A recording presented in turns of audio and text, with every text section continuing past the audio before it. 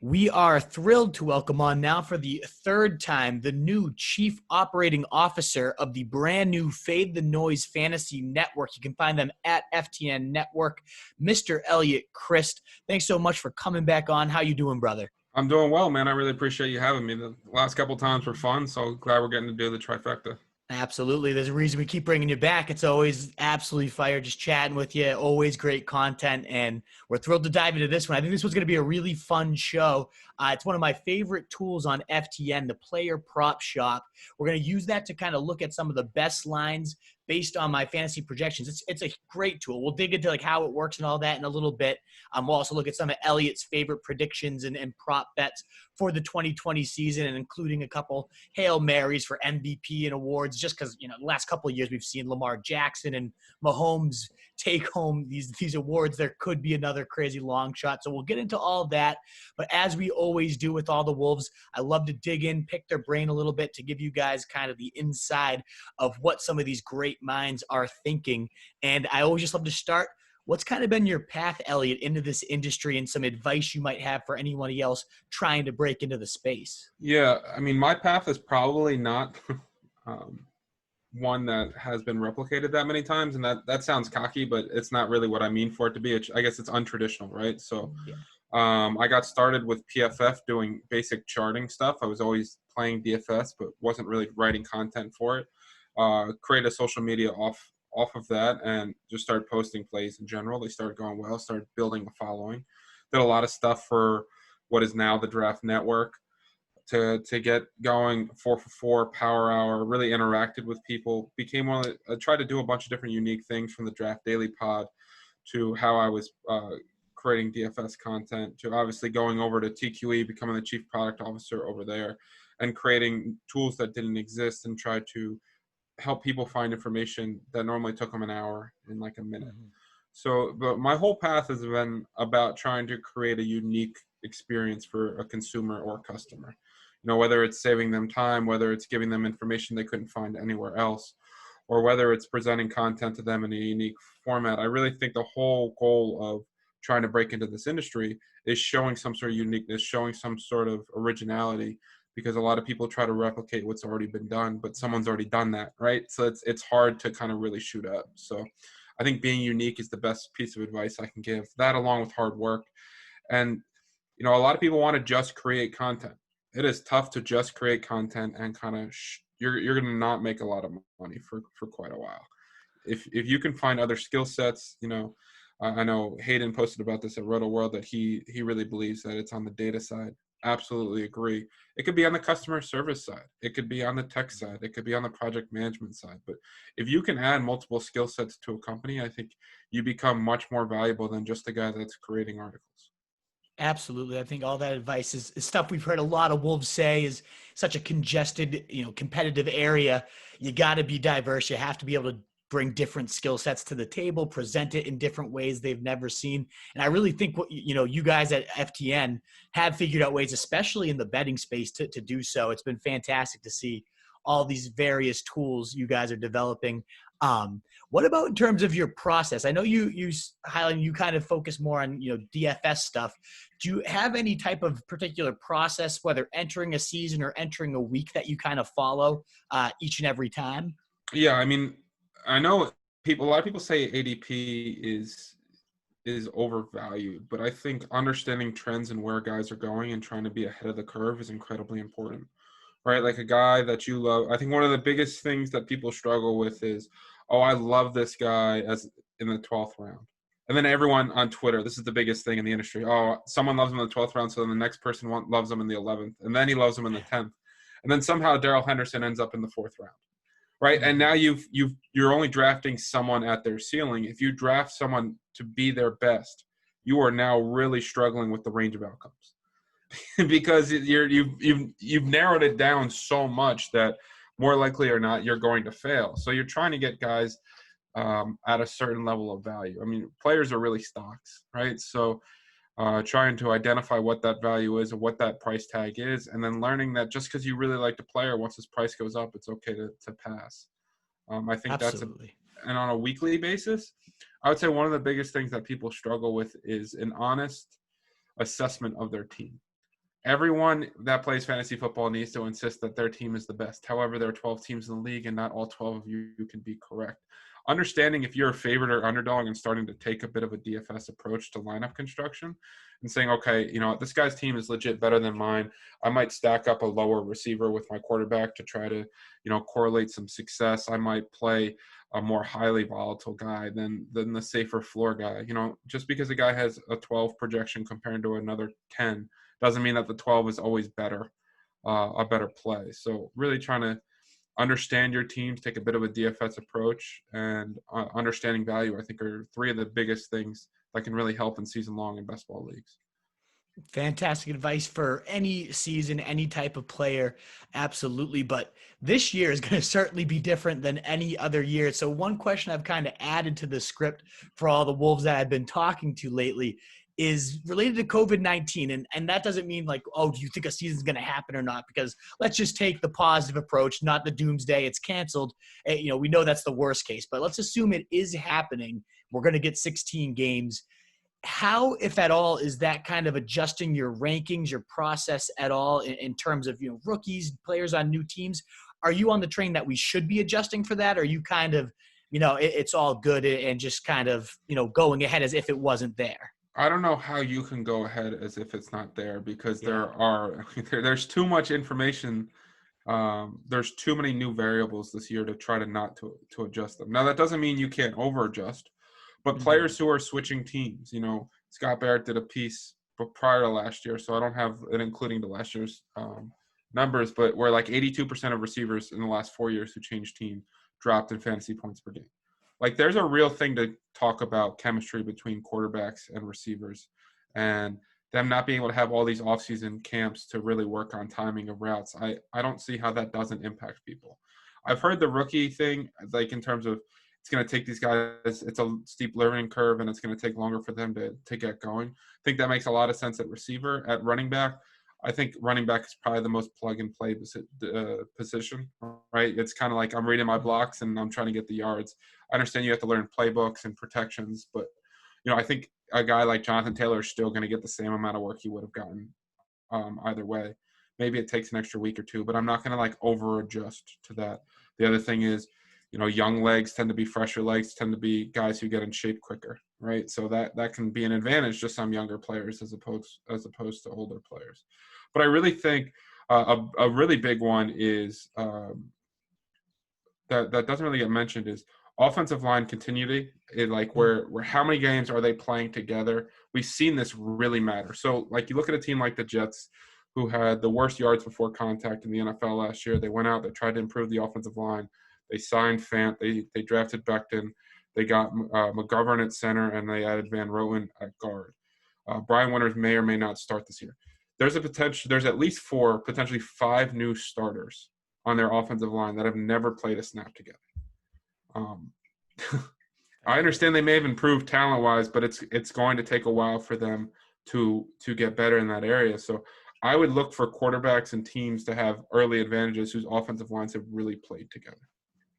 I think that's a huge point that's getting overlooked. And everyone is talking about the continuity of skill talent. That's kind of what we all focus on here as fantasy, as we know the rapports and quarterbacks, receivers, all that stuff. But the line point is enormous. I mean, I'm a former lineman, so I totally understand being next to a guy, knowing how you chip off the shoulder and get up. It just like getting each other's playing styles down is so crucial. So I think that's something, and Pro Football Focus does a great job. They just released their line rankings recently, and they talk about which ones are bringing in new starters versus not. So if you have not been paying attention to that, make sure you start reading up on offensive lines because that is getting severely overlooked. I totally agree. In terms of like a fantasy formula for success, I got a few more here before we dive into the player props. If you were going to boil it down, whether it's, the individual talent, the team, the coaching scheme, the usage, how would you kind of like formulate it, or like what factors would you really make sure you're weighing heavier than others? I mean, every one of them that you just said makes a lot of sense. Usage and opportunity and time spent on the field, like snap share, those are the biggest ones for me. Yeah. The easiest sometimes we overcomplicate fantasy football, right? You can't score points unless you're on the field. You can't score points unless you get the ball. So that's what you really want. At the quarterback position, it's incredibly simple for me. Do you run? Because if you don't run, I don't really have interest in you. Like, even if you look at a guy like Gardner Minshew, who's like QB 26 on the board right now, he was top 6 in rush attempts last year. They scramble a lot. They're going to be in a lot of bad situations. Their defense is going to be ranked bottom 3 in the league this year. He's going to add 20 to 30 yards on the ground a game. That's 3 points. That's equivalent to 75 passing yards, or it's 3/4 of a passing touchdown. Like, you just get such a high floor, and Tom Brady's never going to get that. We just saw Lamar Jackson break fantasy football. So your rushing upside on a weekly basis and volume is huge for me, because you get a rushing touchdown and 40 yards rushing, and a passing quarterback, he can't catch you. It's just not in his. He's got to throw 4 touchdowns and 300 plus yards. From a running back position, it's really snaps and weighted opportunity. We talk about touches so much. It's just that, a target is worth so much more than a carry. So guys who are heavily utilized in the passing game just have so much of a higher floor and ceiling. We look at Derrick Henry last year, and while he obviously crushed at the end of the year, he was getting 15, 18 carries a game, 1 to 2 targets, and busting on a very, common basis. I think you have to work that pass game upside. Like, I think Henry's drafted at a ceiling right now. On the wide receiver position, I really do believe that talent dictates usage. We talk so much about this coach's wide receiver 1 does this. Well, it turns out Sean Payton's wide receiver 1 is Michael Thomas. There was no wide receiver 2. If Sean Payton goes and coaches another team, it probably impacts that, right? Well, there's definitely examples where, like, O.J. Howard is misused in a Bruce Arians system where they keep the tight end in line a lot. But just because Gronk and Aaron Hernandez were great in New England doesn't mean that Austin Seferian-Jenkins is now a top 8 tight end in football, right? So there's definitely – I use the coaching stuff more for context, but at the end of the day, I'm really just trying to chase volume, because the more volume you get, or the more path there is to volume, then the more likely you are to succeed. Absolutely. And that's kind of the common denominator we're hearing a lot from all the Wolves is, what is that path to usage? And usage is, at the end of the day, has to be the number one thing you are valuing. I love all those different stats you just tossed out. I know Barrett did a recent series. I mean, he does it every year over at PFF, but the metrics that matters. I don't know if he's going to bring that to fantasy points with him, but a lot of those stats you just cited, the Konami code for quarterbacks, the bell cow reports for the running back position, 3 times as much value to a target as there is a carry, which is just crazy, but it actually ends up, the math turns out that way, which is just insane. So all important, great stuff to highlight there. Now moving into kind of FTN and then going into the player props. I love the prop shop. That's what we're going to be previewing. But you guys have so many interesting, really cool tools, both for betting and also fantasy. I think I texted you the day we kind of set this up, and you showed me some of them. I just was like a kid in a candy shop playing around all day. You can just get lost on the site for 12 hours and not even realize it. What are some of the different tools, whether they're from FTN or other tools in the industry too, that you like it and really make part of your preparation process? Yeah, I mean, first, thank you very much. Yeah, we're really excited about the FTN Prop Shop, which is basically Google search technology for betting. It doesn't currently exist anywhere else, and you could just type in, Dak Prescott, and it'll let you know all the different Dak Prescott bets you can make. And right now we have it for 13 different sports. We're going to add MMA, PGA, and NASCAR in the near future, so we'll be up to 16. And starting late next week, we'll have all the daily information too. So if you want to know, what's all of LeBron's props on a daily basis, you can search them and know where the best lines are. So the parlay calculator is another fun one. I really like the splits tool that we brought out this year, where you can take players on and off the field. You can, basically add any situation and understand how they perform. So we can see Deshaun Watson's, passing attempts in games where the over is 47 or higher, and does that matter? And how does Will Fuller do when DeAndre Hopkins is off the field? We have a bunch of new tools coming out too. By the time the NFL season starts, there'll probably be about 20 to 25 new tools on the website. Just today, we're launching NBA and MLB lineups pages that are completely free with all the information you need to know, including live stats that feed into them. Just launched our NBA Advanced DVP. That's a different conversation. But just in terms of I think what we've got going on the site is awesome. And one unique thing that we've put out there this year that I think is really, really important when trying to figure out both season long, but more on a weekly basis, is our pace tool. where you can now get pace stats from, how often is a team throwing inside the 5-yard line to how many plays per snap are they running. A bunch of information that has been talked about a lot on Twitter, but not necessarily easily available to find is now all in one space. And like, you look at the Cardinals this year, and Kyler Murray is a hot name, and then you realize they only scored 0.19 points per snap last year, which was the lowest. So the touchdown regression to the mean could mean even more for Kyle Murray. Kyle Murray. But Kyler Murray, we have a Kyle Murray on staff, and I talk to him every day, so I mess up his name on a daily basis. My bad on that one. But it's obviously going to help with DeAndre Hopkins and the fact that they should throw the ball more than 3 yards down the field as well. But it's just in terms of that team is due for a lot of touchdown regression, and that could mean big things for Kyler, and it could mean huge things for Kenyan Drake as well. Absolutely, all those tools extremely useful. I love all that Cardinal stuff too. I'm all about the positive TD regression coming there in Arizona and Kyler blowing up. That's the guy that everyone keeps. It's easy to be on him, and it makes sense why everybody's all on him. I'm stoked for that team. Make sure you guys listening, check out ftnfantasy.com to visit that site. Just play around with the tools. Again, like I said, I had a ton on my to-do list one day. I went to the site and then checked. It was like 4 hours later. It was just such a blast just being on the site. It's like fun to be on there. So I really love what you guys are building there. And now before we move into the props, is there any other analysts that you just really want to shout out as whether they're big names, whether they're up and comers, that you just kind of consider some wolves that are definite game changers our listeners should be making sure they follow?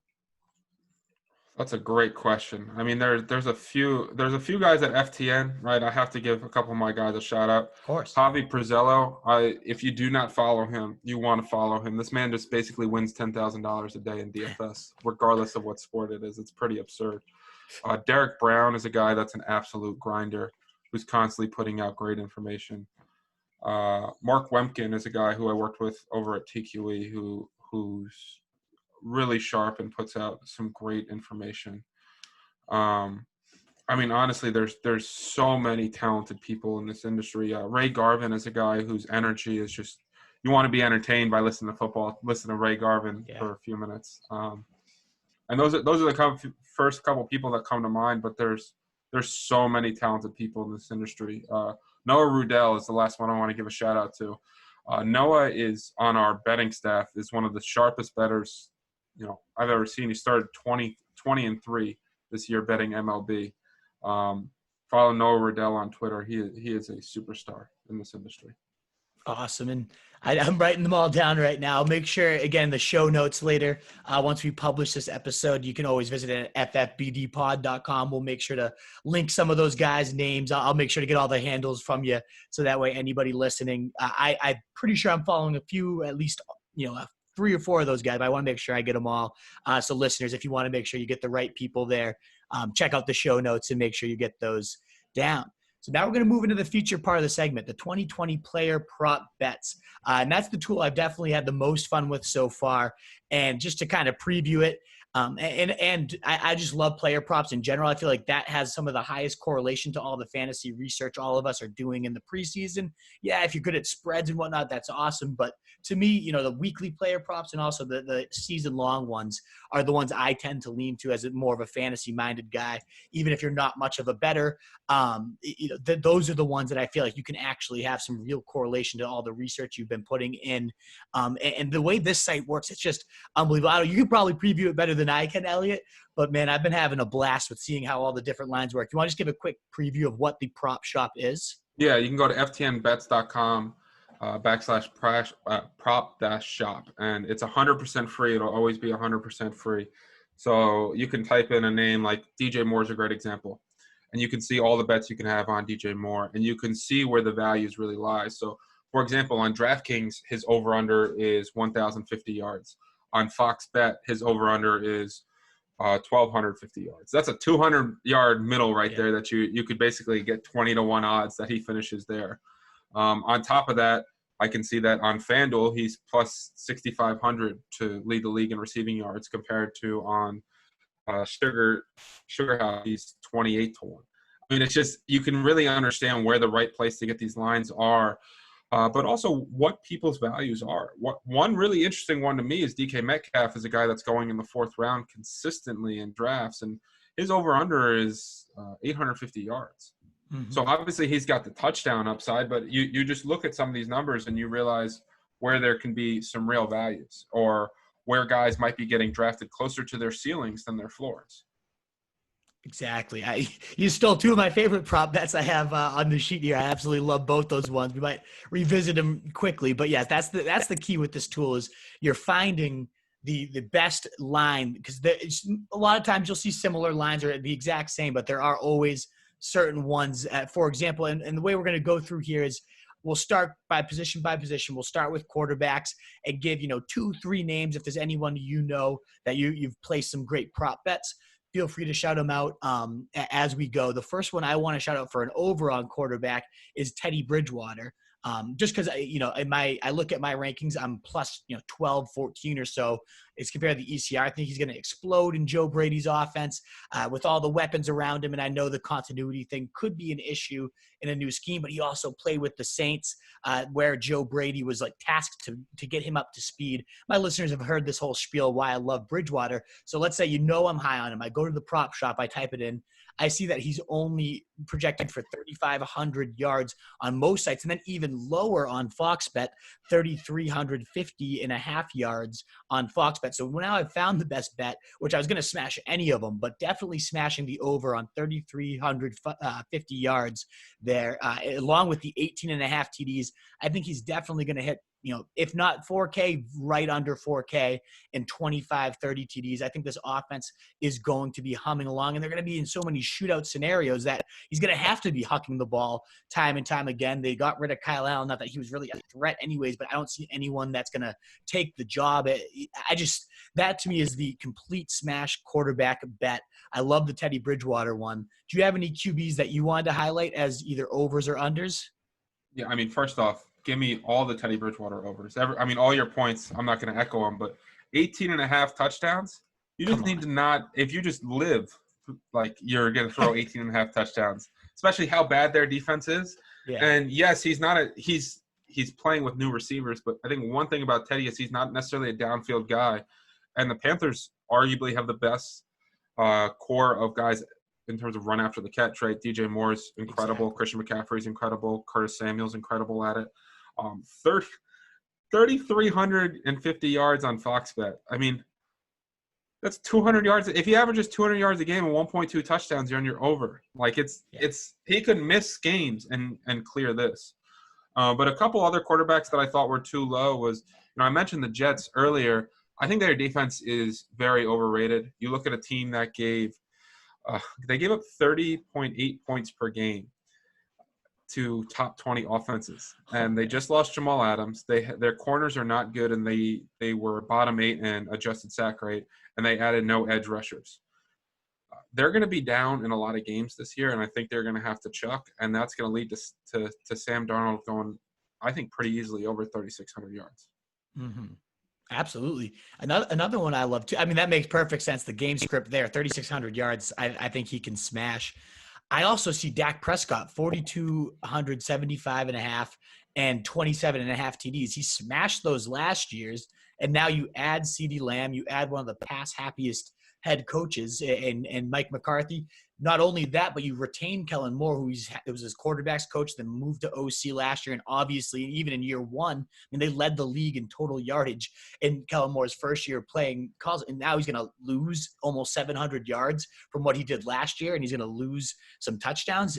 I think he's a candidate to hit that crazy 5K mark. So 4,275 to me is just a complete joke. I absolutely love that one. Is there any other overs that you wanted to highlight as well? I think that's a really good one. I mentioned Gardner Minshew before. He's at 3,500 yards right now. That's too low. Definitely. And we talked about the Jaguars having the worst passing, probably the worst defense in the NFL. They're going to be chucking the ball left and right. Him and DJ Shark really stepped up last year. They added Laviska Shenault, right? They have more playmakers. They said they're probably going to get Leonard Fournette less involved in the pass game, which is going to help Minshew. And, you're just looking at game scripts where he's going to have to chuck left and right, and he's probably going to be in that 250-plus yards a game. And that should make him sail pretty easily over 3,500 yards. The question is, right, is he going to get benched? But who's he going to get benched for? They're clearly saying, Minshew, we're going to see if you're the quarterback of the future. And if not, we're going to be in position to draft one next year. 100%. I just looked up. I have all of Jay Gruden, who's the new offensive coordinator. They're pretty pass-happy guy. After rookie year Dalton, there was not 3,669 yards Dalton, 4,293 yards. Then there was the Robert Griffin, Cousins, Colt McCoy. There's injuries, and that kind of got thrown off. But then 4,166 yards, 4,917 yards for Cousins, and then 4,900 yards again. Now, I'm not saying Minshew's Cousins, but certainly this is a guy that's crafted some pass-happy offenses. That 3,500, I mean, nobody's been under that for Jay Gruden other than rookie year Dalton or when everybody's been injured like Alex Smith or when he got fired in 2019 as well. So I think that's a great one. I always look at one quarterback real quick. Yeah. I just got to throw this out. Only one quarterback last year that played 16 games threw for less than 3,500 yards. So Teddy Bridgewater, that's an incredible stat. So Teddy Bridgewater, Gardner Minshew, as long as you're getting 16 games, and I don't see any, like you point out, there's nobody behind either one. So unless they get hurt, I mean, they're absolutely going to be smashing that. I always look at the overs personally. I like rooting for lots of stats rather than going under, but I did see Rivers is projected for 4,199.5 on Fox Bet and 27.5 TDs, the same as Dak and Wentz, who I love Wentz's props as well, by the way, with, he had no receivers go over 500 yards last year and still pretty much smashed. And now you add some real speed and talent to that offense. So I love the Wentz one as well, but Rivers, same amount of touchdowns as Dak and Wentz. And you look at those fantasy quarterback rankings, Rivers doesn't get drafted in most drafts. I think he's like quarterback 20 or so in mine. I don't see him hitting, especially on such a run-heavy team, with Jonathan Taylor now there as well. I think he'll have a bounce-back year in the sense he's more productive for real-life purposes behind a better line with some better play action established. But ultimately, statistically, I don't see any way he hits over 27.5, the same as Dak and Wentz. And 4,200 yards would be a long shot in my mind for Rivers, despite how long he had been doing it for. That arm just looked cooked. And I think he's going to be efficient pop gun, but I don't see him hitting either of those numbers. Did you have any unders you wanted to highlight? I would definitely take the Phillip Rivers under touchdowns. The yards, I could see him getting there, but like we talked about before, the chemistry of Phillip Rivers, this is a complete new team for him. Yeah. There's definitely going to be some growing pains. To be honest, at this point, I've kind of looked more at the overs because I think there's just passing yardage totals that are too low. I mean, Drew Lock's another guy who comes in at like 3,400 yards. We talk about adding Jerry Jeudy and KJ Hamler and it's just and Melvin Gordon. It's just, to me, they're not going to be a particularly good team. They're going to have to get into some shootouts, and Drew Lock should go over 3,400 yards. Again, it's just like these guys are going to start 16 games unless they get injured. 3,400 yards is just such a low number. Mm-hmm. I'm writing that one down as we're talking. I got to make sure I save that one as well. And I love that stat. Again, was it anybody who started 16 games through for 3,500 or more yards? Is that the one that you said? Yes. And so the one exception is Josh Allen. And not shocking. But like he's just, he's so inefficient, right? He averaged 193 yards per game. Right. So, yeah, I mean, that's a no-brainer. And I love Drew Lock. I think is my quarterback 15 or 16 plus 6 or 7 on the ECR. So I should have searched that one on the prop shop too. Definitely going to be hammering some Drew Lock overs if that's the case at 3,400. I mean, that's a joke. Do you have any other quarterbacks you want to shout out, or are you ready to move to some running backs now? Let's talk running backs. I mean, the one I got to lead off with, and CD Carter was on the show before this, and he pointed this one out, was Jonathan Taylor, 700.5 rushing yards. I mean, the way CD made the argument, it was like he could only see 33% of the carries that they had last year, only needs to average like 4.5 yards per carry behind the second-ranked Pro Football Focus line of last year, and he'll still hit that. Never mind the fact that he has the ceiling to potentially double that number if he takes over and gets the 60% over Marlon Mack, which I think by mid-year at latest. that's going to happen. As you pointed out earlier, some of these running backs like Clyde Edwards-Helaire involved in a more, complex passing game scheme. Maybe he takes a little bit longer to translate, although I still love Clyde Edwards-Helaire. But Taylor, just that natural fit. Like, you just got to read the blocks and run in the way he's going to be used there. So I love that one. I don't see any way other than, again, injury, even if he is a second fiddle, which shouldn't happen and I don't think will happen if you trade up for the guy in round 2. 700.5 yards to me, a complete joke. What do you think of that one and some other running backs that you have circled? Yeah, that's too low. I mean, we're talking about a guy from a pure running back perspective is one of the better running back profiles to come into the league, right? He's right up there with Nick Chubb in terms of just he's not necessarily a great pass catcher, but I don't need him to catch any passes to go over 700 rushing yards. Yeah. One that really stood out to me that's way too low is Leonard Fournette, over 850 rushing yards. I mean, you look at a guy that was on the field over 85% of the time last year, and he just basically needs to play 14 or more games, and he's going to get that. It's his last year. They're not going to re-sign him. They're going to run him into the ground. Chris Thompson and Raquel Armstead are not taking him off the field. They're going to feed him 250-plus times. And only 2 running backs who had over 250 carries last year didn't go over 1,000 yards, nonetheless 850. So his volume is just too great for the number to be that low. Yeah. I think the only thing that stops him from hitting that would have to be injuries, which I guess there's been some foot stuff, ankle stuff in his past, but I'm with you. 850. I mean, that's a pretty But he could miss ask. 3 games and hit that number. I think totally. I mean, yeah, exactly. Because he has those 200-yard burst games. Like, he could hit a fourth of that in like one game almost. So I that's absolutely way too low. I think Melvin Gordon as well, to me, is looking pretty low, 775. I mean, I know the new team, but again, I love the point you brought up. Like, running backs just, and especially in terms of running game usage, it's not as hard of a translation. You saw Mark Ingram last year come in and rip it up with the Ravens, despite being in a completely different system with the Saints. So I think Melvin Gordon, you look at Pat Shurmur, he's consistently fed a bell cow, ranks, I think, 9th in total running back 1 opportunities. And so far, all the reports out of there from all the beat writers are they signed Melvin Gordon to be that bell cow type of guy. I do like Lindsey. I think he's a great player, but ultimately Shurmur doesn't typically operate in a committee situation unless there was an injury to, say, a Dalvin Cook or AP gets suspended or what have you. His history is pretty littered with a complete workhorse. And even when he went to a committee, when Dalvin Cook got hurt, Latavius Murray in only 13 games still hit over 775 rush yards while splitting time with Jerick McKinnon. So, I mean, to me, there's so much offense centered around the running back in a Shurmur scheme. I don't see any way, again, other than injury, which Melvin Gordon has had a couple dings throughout his career, but even still in 12 games, he hasn't missed that number other than last year when he missed 4, and then his rookie year when he just had a complete dud start to his career and was really, playing third fiddle for a lot of the year as well. So to me, that one's also a no-brainer as well. Any other running backs you like too? Kenyan Drake, over 975 yards. You look at a guy who came to the Cardinals last year, became a clear workhorse, especially down the stretch. His 8-game pace would have put him at 240 carries. And again, I mentioned that stat earlier with Leonard Fournette. But you look at the Cardinals, who I think are going to be a better team this year. In the last 4 games of the year, last 3 games of the year when they started being competitive, they were 4th in the NFL in run rate. Like, they want to run the football, and they're going to give him the football. I actually think him leading the league in rushing at 22-1 is a worthwhile take. I think Drake is one of the more talented, explosive runners in football, and he should clear 1,000 yards pretty easily this year.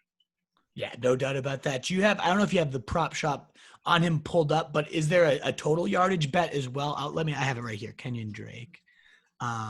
I want to see what his total 1,375 yards. Which is all. I mean, now that I like the rushing one, like you said, a little more than the total yardage. I like them both. I'm all aboard the Drake team. I think he hits 1,500 and potentially 10 to 15 touchdowns, maybe even more, given he was on a touchdown per game pace once he joined there. And that was before they had DeAndre Hopkins. So, yeah, I think the positive game situations, as you're mentioning, are going to be huge there. I think he has a huge year. I have him actually as 8 overall. The only receiver I would take above him is Michael Thomas. I would still take Kenyan Drake over DeVante Adams, which I think a lot of people would not agree with, but still, I'm all about Kenyan Drake. So I think that's a fantastic one to hammer. The other guy I really like too is Dalvin Cook. I mean, this Kubiak zone blocking scheme is absolutely insane for running backs. We've seen, Olandis, his prop is 1050 is the best prop I found on there for rushing yards. I mean, we've seen like Olandis, Gary, Mike Anderson, nobody's Ruben Drones rush for over 1,000 yards. Steve Slayton, these guys have done nothing. And then you take the talents that are equivalent to Dalvin Cook, Arian Foster's, or Clinton Portis's, Terrell Davis's. I think Cook is right up there talent wise.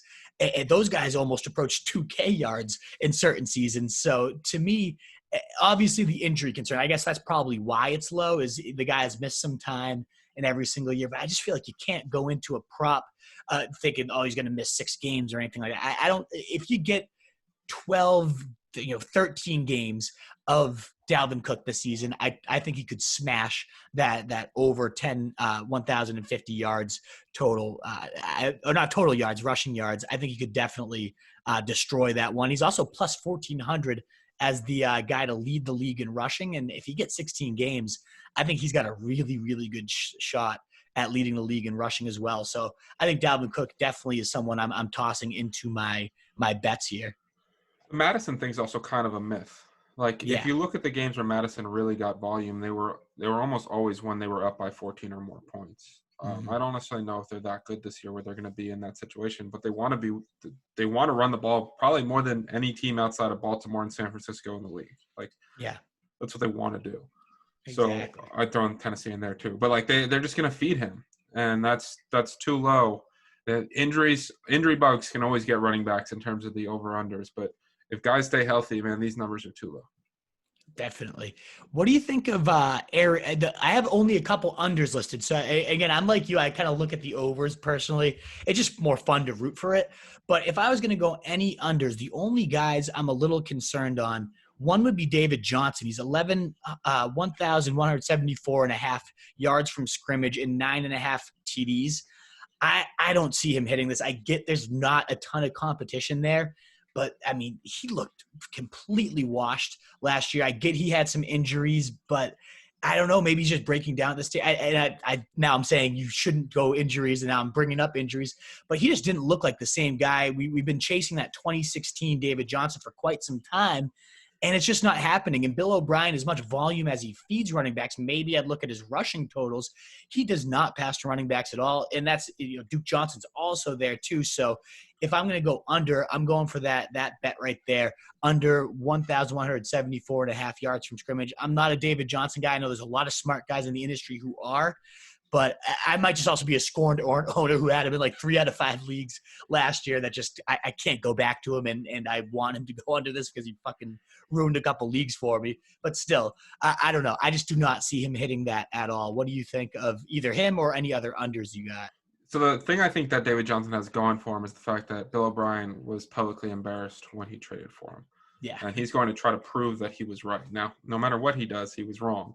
But I think he's going to try to prove that he was right. And the volume could absolutely be there for David Johnson, where he can be extremely inefficient and find himself getting over that. I do think your point about his receiving game upside, you also look at mobile quarterbacks, they tend to throw to running backs less as well. But Carlos Hyde has been a dumpster fire his entire career. I apologize, Carlos Hyde or Carlos Hyde family members, if you watch this. But they're huge fans of the pod, so.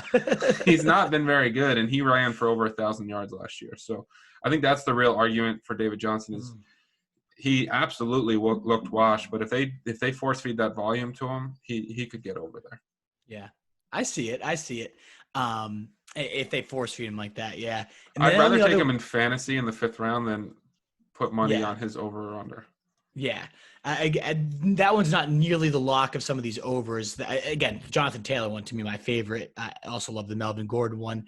Aaron Jones is the only other one that is a little tricky. It's on Fox Sports. If you use the prop shop, his line's the highest. So if I was going to go under, it's 1,049 and a half right now as his rushing total. He had that beat by 40 last year. But that was when A.J. Dillon was not there, who they just took in the 2nd round. That was, when Aaron Jones, played 16 games for the first time. And Jamal Williams also missed a healthy chunk of the season. They've talked all offseason about wanting 3 backs. They put the money where the mouth is and drafted that 3rd running back. And when Jamal Williams played, Aaron Jones, I think I had the disparity in another pod. It was something where I think he only out-touched him by 2 or more, like once in the games that they played together, out-snapped him. Like the snaps were right around, never more than 60%, typically in the 55 to 45 range. And now you're getting another guy in there. I love the talent. I think Aaron Jones is an incredible player. I wish he was more unleashed than he is, but we've seen LaFleur mismanage Derrick Henry. He seemed ready to mismanage Aaron Jones at times last year, leading to some of those inconsistencies. He worries me a little bit. What do you think of Aaron Jones? Yeah, and I would take the under as well. Basically, all your points. When Jamal Williams is healthy, the weighted opportunity, the snap share, everything you're looking for, it's just concerning to go there. There's guys with more volume at lower numbers. Right. He's got a lot of regression, right, built into him this year. It's why you see him dropping in fantasy drafts at times. He's definitely going to score less touchdowns, but that's a guy who I would also take the under. Perfect. Let's move on to wide receivers. You already highlighted the one that I like the most, DJ Moore, and I love that most receiving yards prop plus 6,500 over on FanDuel. And again, the disparity plus 2,800 versus plus 6,500. Another prime reason why this prop shop tool is insane. But his receiving line, 1,050 yards. After he just put up 1,175 with Kyle fucking Allen almost all year, he's about to go backwards with a play caller who's going to actually scheme him perfectly, that uses speed and space is the whole philosophy of Joe Brady. I don't see any way how he goes backwards. So give me that all day. 1,050 yards for him. And you highlighted DK Metcalf, another one I love, 850.5 going in round 4 of every draft. I mean, that's ridiculous to me. Do you have any other receiver overs or props that you really like? Yeah. I mean, to echo your DJ Moore one, I think that might be the worst line I've seen. Yeah. There are a few guys that are under 1,000 yards right now, and I don't quite get why. Terry McLaurin, Calvin Ridley, and A.J. Brown. Mm-hmm. Give me all 3 over. I think all 3 go over. I think worst case scenario, I hit 2 out of 3. You're seeing guys that Brown's going to get, his efficiency has to go down. Otherwise, he's Jerry Rice. But assuming he's not Jerry Rice, his efficiency has to go down, but his volume should go up. Calvin Ridley, no Austin Hooper, no Mohamed Sanu. That's one of these guys that just continues to creep up. So, and then I think Terry McLaurin, he's just, who is he competing with for targets? He should be seeing 25% of targets on a team that's really struggling. So, and the last one is Adam Thielen over 84.5 catches, I think is really valuable as well. It's just Justin Jefferson's on the COVID list, no Stephon Diggs. We saw a year before when he was healthy, had over 100 catches. And this guy should see 30% of the targets this year. That's too low of a number. I think there's tons of great stats about Kubiak using those alpha X wide receiver ones. I think they average like 140 something targets when he has that clear defined one. So yes, I think the Thielen one is a joke. That's a fantastic one. The only other one too, you highlighted the names I love. I see DeVante Parker, and a lot of people think it's a fluke. I mean, this guy was the number 2 wide receiver in fantasy once Fitzmagic took over. Maybe this COVID thing means you get more Fitzmagic games where he just locks on to Parker early on in the season till whenever Tua gets there. It's only 6.5 touchdowns that this guy has right now. I mean, Chan Gailey has a long history of peppering his wide receiver ones. There's a year where B. Marsh had 14 TDs and Decker had 12.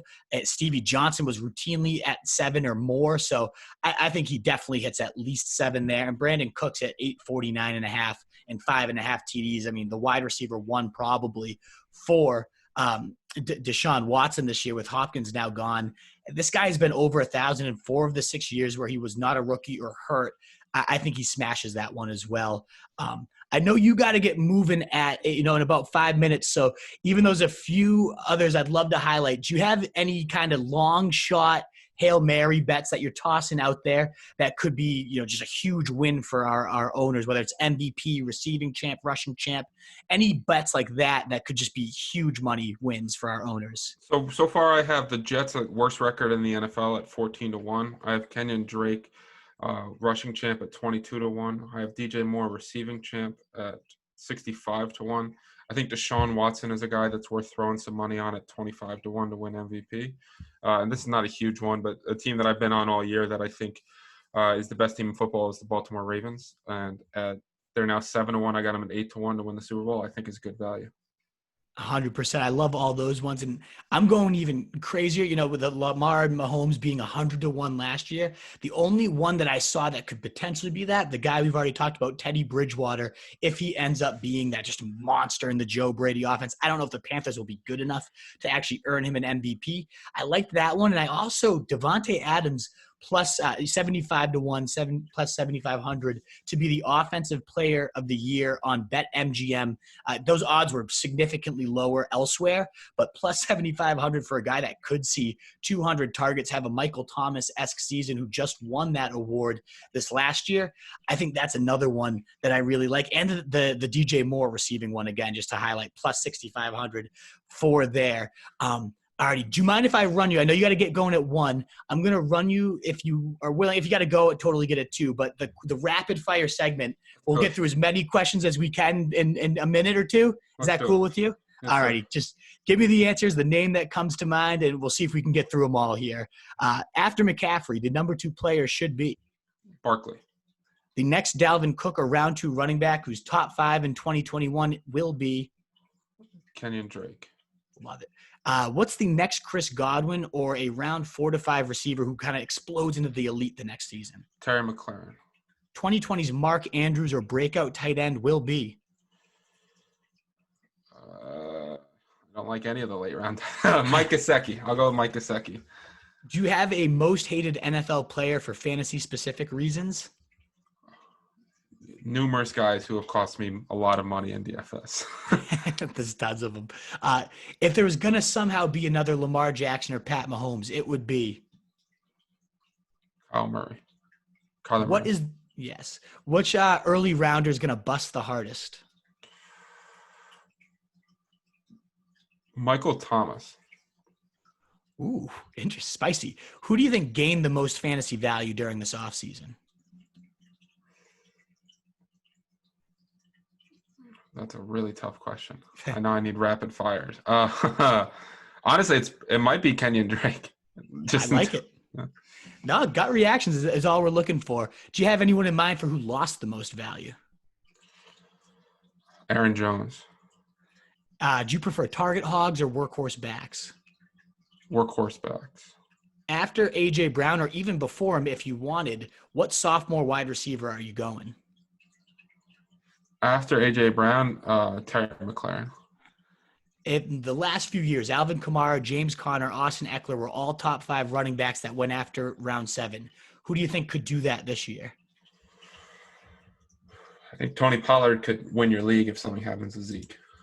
And do running backs matter? Yes, not as much as some people think, but they don't cease to exist as other people pretend. Awesome. And last question here before we let you go. What's your boldest fantasy prediction for 2020? And then just remind our listeners where they can connect and find your work. Absolutely. You can find my work at FTN Fantasy, FTN Daily, or FTNBets.com. You can follow me on Twitter at Eliot Crist, 1L, 1T, no H in Crist. My bold take this year is Michael Thomas will not finish as a top 5 wide receiver. Man, that was a fantastic interview. We loaded a ton into those last 2 minutes there, too. I really appreciate you sticking on with me to the end. Eliot, have a great rest of your day. Thanks so much for coming on. Thank you so much, man. I appreciate it. Absolutely.